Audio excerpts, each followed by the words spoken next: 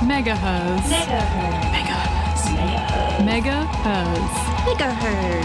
You're listening to Megaherzzz on 4ZZZ. You're listening to Megaherzzz on 4ZZZ 102.1 FM. It is now 12:03 p.m. in the afternoon, and my name's Denise, and my pronouns are she, her, and I'm in the studio with my wonderful co-host. I'm Sarah, and I use the pronouns they, them. And you're on the Megaherzzz show, which is the feminist show on 4ZZZ, and we cover local issues and events and showcase women and femme-led music. We started the show off with it's a song from the album of the week. Fat Shawty is the artist, with Places You Only See Once. And Fat Shawty apparently is the nom de plume of AprilAtonement. I've got a Rachel Lyons, who is a 4ZZZ announcer, long-term 4ZZZ announcer. I'm learning all about these news things as I'm a bit older than the normal set of announcers here, and so I'm just gonna throw it in there that, you know, anyone in our community can be an announcer, and all you need to do is subscribe and volunteer, and you do a bit of training that is offered at the station, and you too could be an announcer on 4ZZZ. And who knows where that will lead? Maybe you'll then become a musician and get yourself the album of the week honours. That's right, and to be able to promote your band on here as well, and all of that. Absolutely, we do have band subscriptions. We have for only $160 you can subscribe as a band, or $85 gets you a solo artist subscription. And now is a fantastic time to subscribe because it's AprilAtonement. Absolutely, where we put you in the draw for fabulous prizes, just all because we forgive you for not subscribing thus far, and we would love to have you as a subscriber on board, and not the least of which means that if you are a subscriber, when you send us a text, we get to see who you are and we can say hello. So I think that makes it all worth it, if even, you know, prizes aside. But great time to subscribe. So please subscribe and send us a text, say hello, and we'll be able to say, hey, it's a subscriber. That's right. And we love when in our studio a light goes off when someone subscribes, and we really get very excited when we see that light. It's very exciting. It's the little things that count. It's the little things, that's right. But first up, I'd like to pay respect to the traditional owners of the lands upon which we are broadcasting from today. Here in Meanjin, it's the Turrabul and the Jaggera peoples, and pay respects to elders, past, present, and emerging. And also, I always like to acknowledge the long custodianship of this amazing land that we live on for all those thousands of years. So thank you for that. Bit of a cruisy show today. We decided, seeing as it's Easter Monday and enjoying family and all those things we do at Easter. I think Easter Monday is the recovery from the Easter holiday, whatever it is that you've done over the weekend. Maybe you went to Death by Pinball and did a 24-hour pinball marathon. Oh, really? And you're probably not listening to us if you did, because you're probably sleeping now still. But all sorts of stuff happens on the Easter weekend. That's true. Overindulgence on chocolate, I'm sure. But, and if you're a subscriber, you can text in and tell us what you did over the weekend, and we'll be able to see your name. So please do. Hey listener, did you get the memo? It's AprilAtonement, a month-long opportunity to make amends for lapsed subscriptions and go in the draw to win prizes from some of our friends. New Farm Cinemas, BMAC, Oasis, Heaps Normal, Jets Fitness, Brisbane Festival, Stork Furniture, Vicasati, the Buttery Music School, Gyrostream, Smoked Garage, Outside the Box, and Vanilla Zulu. Become a subscriber this AprilAtonement. Head to 4zzz.org.au now. Being AprilAtonement, there's loads of prizes available if you subscribe in this month. And they sort of, if you've already subscribed, they will keep, adding on to your subscription. It's not like you lose what you've already subscribed to. So if you're wanting some prizes and you're wanting to help us keep this station on air, please subscribe. We're now going to go into our, we did say a cruisy show, but we made a commitment a long while back that we would talk about men's violence and femicide on our program every week. And we're moving into that segment now. So if this is something that will upset you or trigger something in you, then you're more than welcome to tune out for a little bit, and but do come back. It's a bit of a tragic time at the moment, which is often what happens in a holiday period. We have had quite a number of women lose their lives. So, Sarah, would you like to share with us the...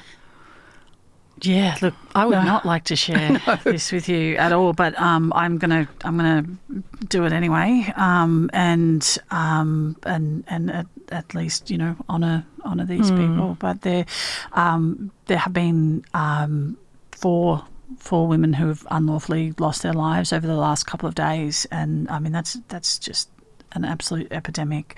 And I would like to acknowledge that we do hear about these things from Sherele Moody and the Femicide Watch work that she does.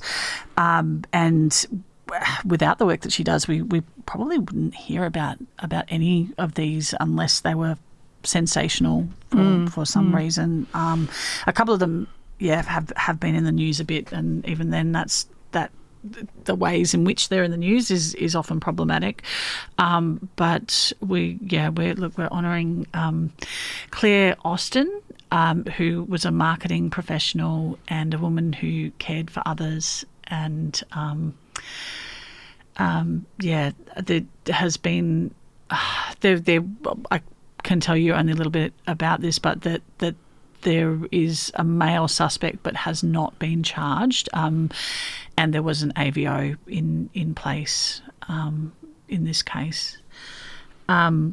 Louise Hunt, who was an anti-domestic violence advocate, and from Sherele Moody's sources, we have that Louise was adventurous, fun-loving, down-to-earth, kind, caring, and a much-loved mum, daughter, and sister.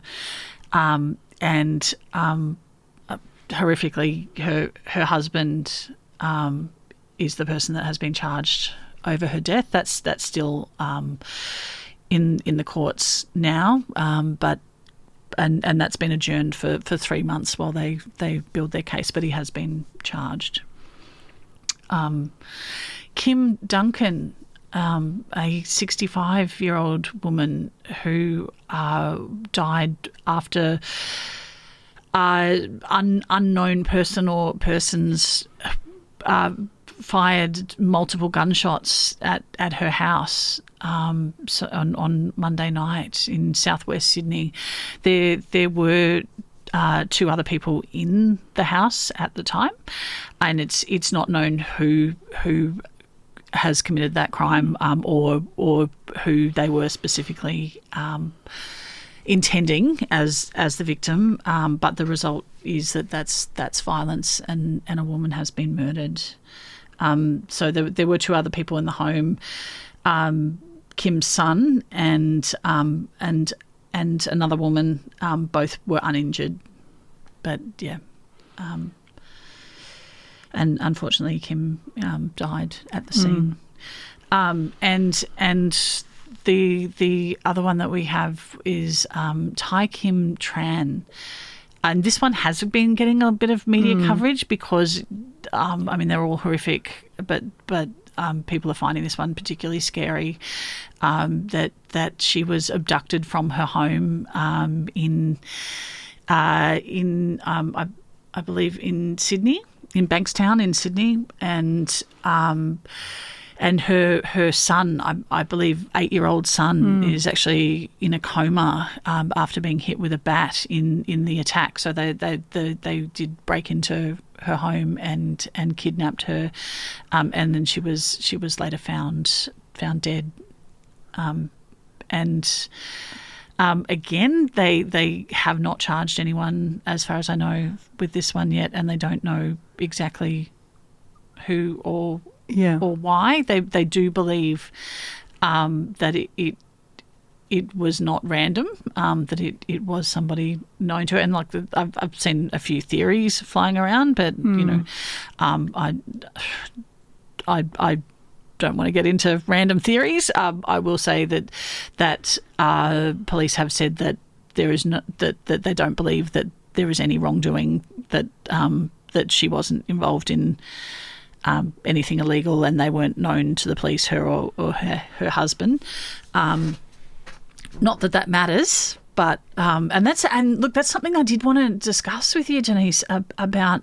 There was a statement from Police Superintendent Rodney Hart on Friday, and I know there's been a lot of fear in the community about this. You know, I think it's human nature to go, oh my God, that could have been me, and people want to distance themselves. They want to, and I think that's a whole lot of victim blaming happens as well. We want to distance ourselves. We want to go, how can I make myself safe? How can I not be a victim?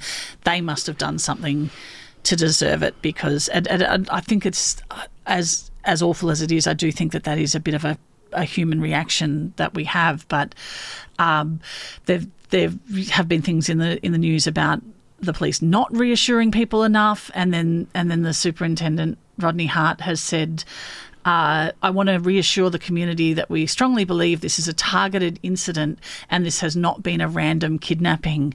And I just think that it's kind of backfired there, because I mean, when you think of all of the targeted incidents that have happened over the last, the last sort of year and a half that we've been reporting on this in Megaherzzz, yes. So many of these incidents are targeted, and I find that completely unreassuring. I find that that's just as awful. It doesn't matter if it's a random attack or a targeted attack. I feel less safe, not more safe.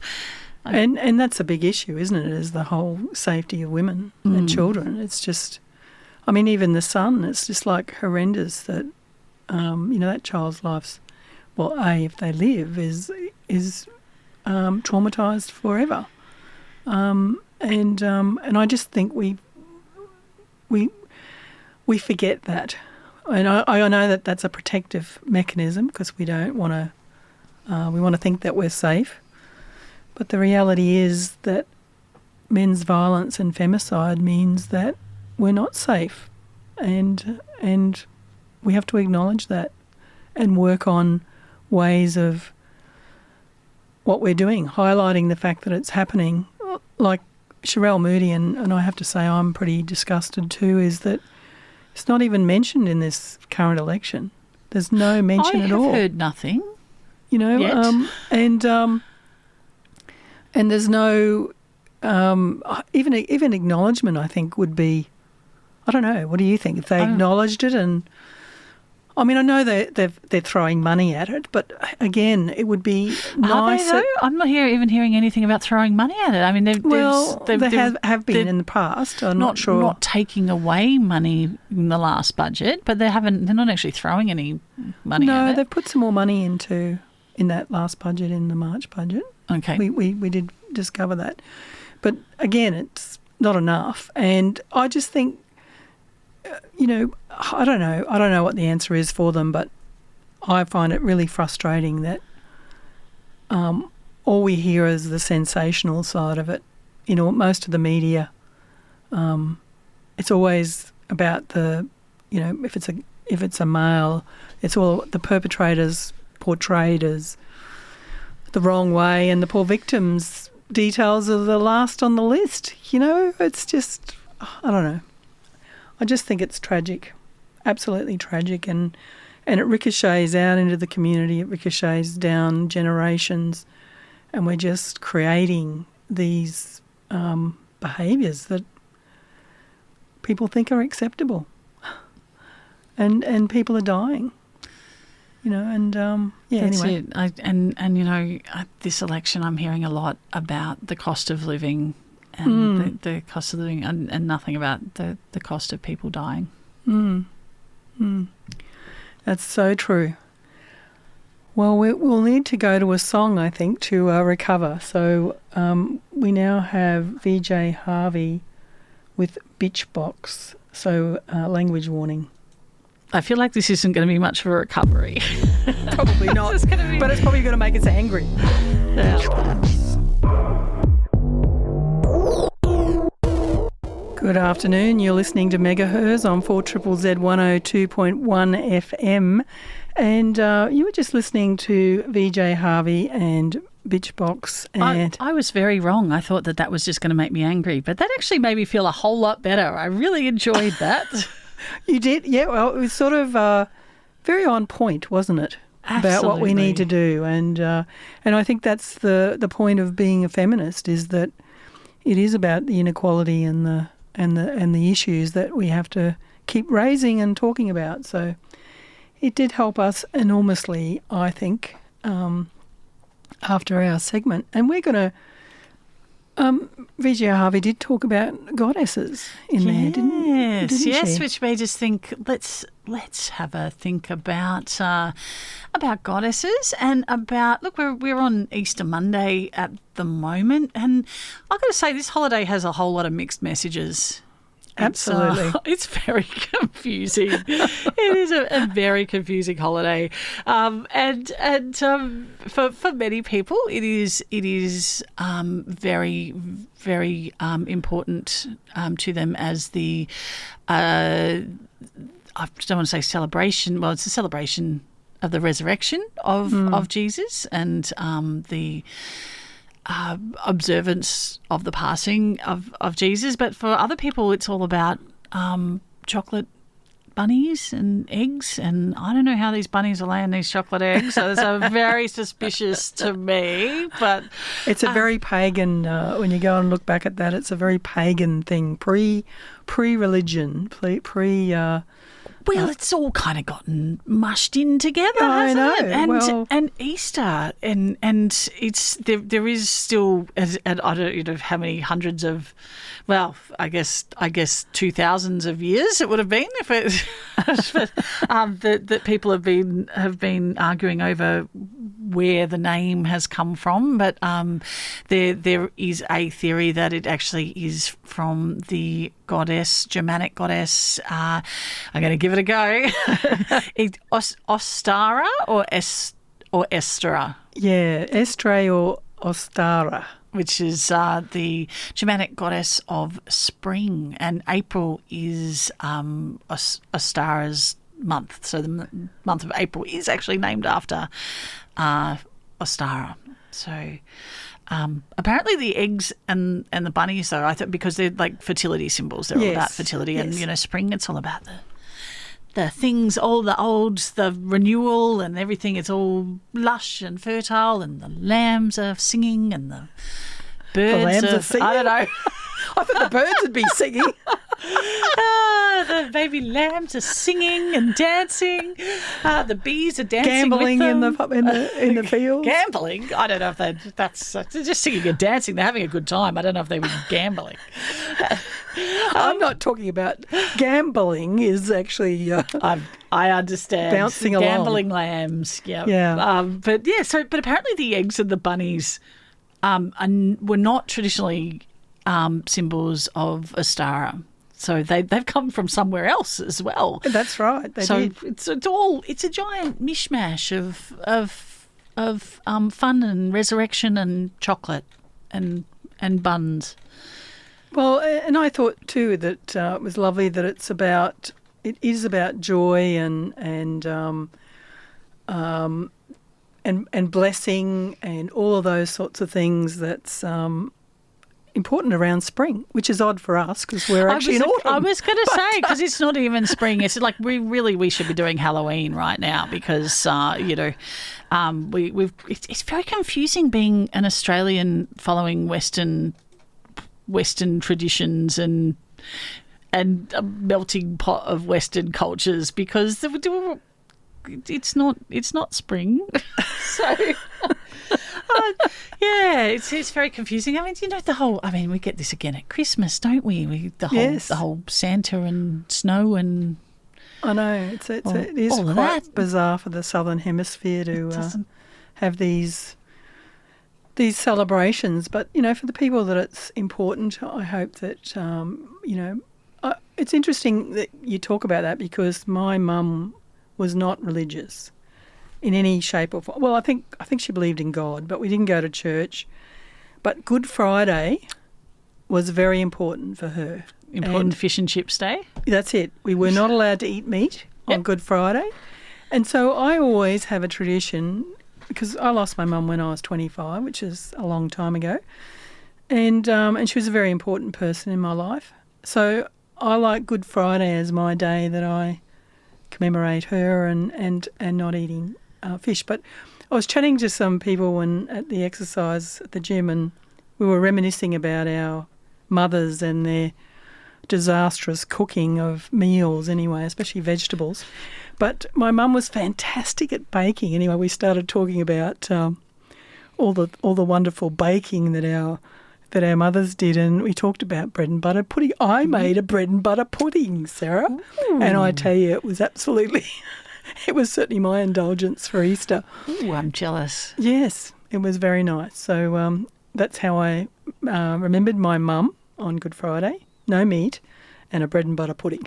I love that, though, and I love that you can make your own traditions, and that it's still very meaningful to you, but it doesn't necessarily have to be other people's traditions, but it's still very meaningful. That's right, and I think certainly in that era they were believers of all of that, and so I know my dad used to read the Bible and that, so. And it gave them some solace, and that's what's important, really, to get through life, isn't it? It's fascinating how those things do carry on, and bits and pieces of those traditions carry on. Like we did do fish and chips at my family on Friday, and it was at the request of one of my kids, who was like, "Oh, it's Good Friday, it's fish and chips night." so we kind of have adopted that tradition with. And they were actually wondering, to other people, is this just our thing, or is that other people's thing as well? And so we were able to have a good discussion about that. And the fact that I had to wait for an hour for our fish and chip order tells me that yes, other people it is a tradition still as well. I didn't front up to the fish and chip shop. I made salmon fish cakes. Ooh, as well. So I had a cooking fish and chips. Yeah, I had a cooking day. That's and I think the point that I wanted to make, though, is that in terms of tying it into feminism, is that there were these goddesses, and it was only when religion decided to make it a god, a male god. Oh, we're sorry, flashing. I have to stop my rant because the lights got off. Someone's flashing at us and we're all excited. Someone subscribed, yay! Anyway, and so, again, this is sort of how the history has been lost of the importance of women in all of that, because it ended up being a male god and one god, when in paganism there were lots of different gods of different things, which was really fascinating. I think that Easter really does show that there's room for everyone. There's a room for all of these things all together, and you can celebrate it however you like. And I think that's awesome. It is indeed. It is indeed. And it's wonderful that we live in a country where we can do that. Oh, the name of our subscriber yes. there? Cassidy from Paddington. Thank you, Cassidy from Paddington. You've made our day. Absolutely. You've made our show even more exciting. I know we said we were going to have a low-key session, but... we totally did not do that today. Because we're going to go into a fairly well, not, it's not controversial. It's a show that's on Netflix.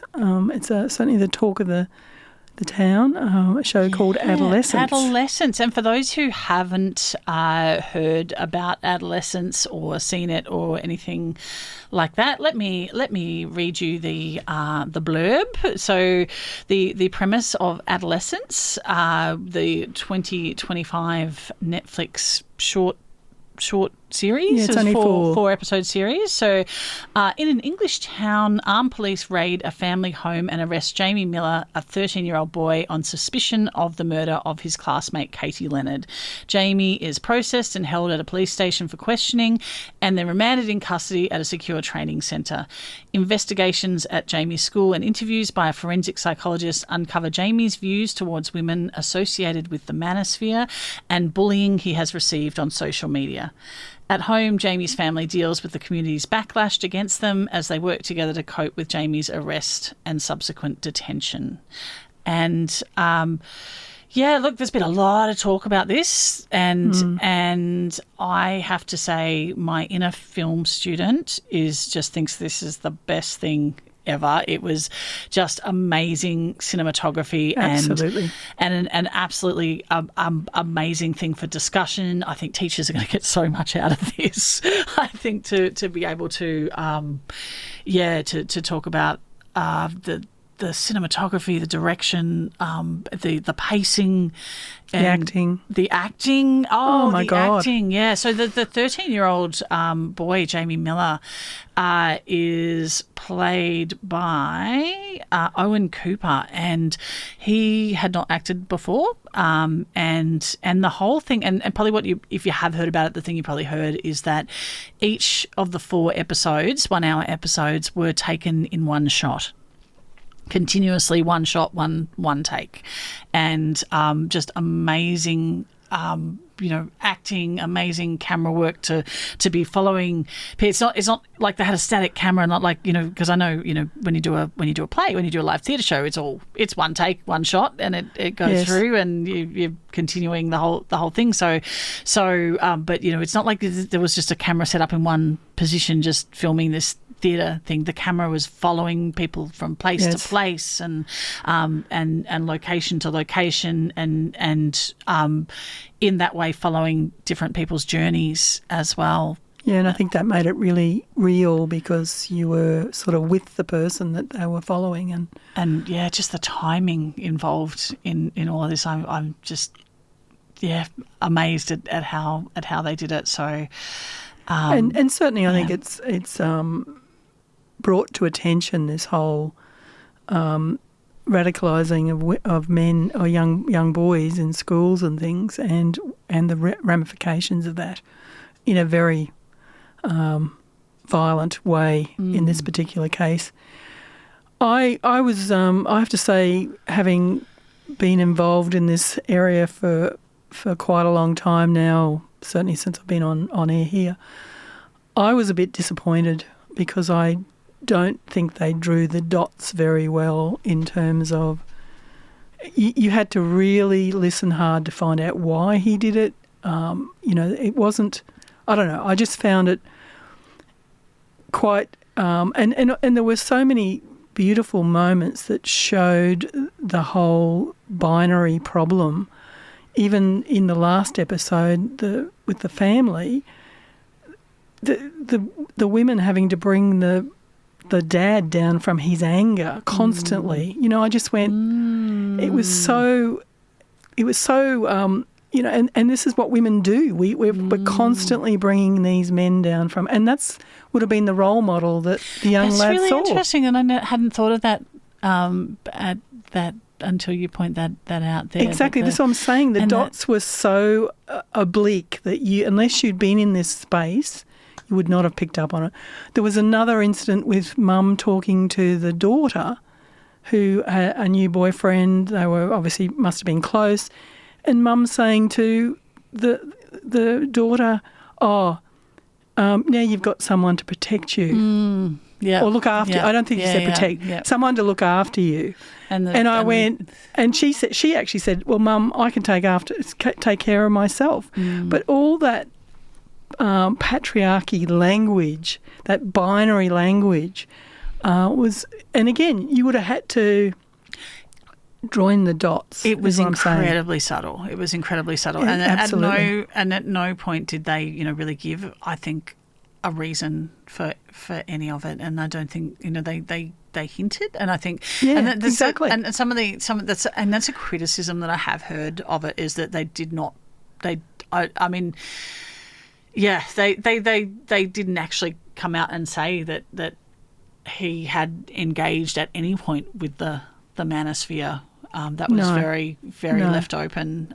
He was being bullied about that, but it was about, and for me it brought to mind the quote from Margaret Atwood that men fear that women will laugh at them, and women fear that men will kill them, and I felt that that was really prevalent in this. Absolutely. In this show. Absolutely. And look, I can see another criticism was that the Katie, the victim in this, the person who lost her life, was murdered, was conspicuously absent. Absolutely. And the impact on her family. And just completely, and there some of that was portrayed by her friend. Yes. When they're doing school interviews, that was there. Yes.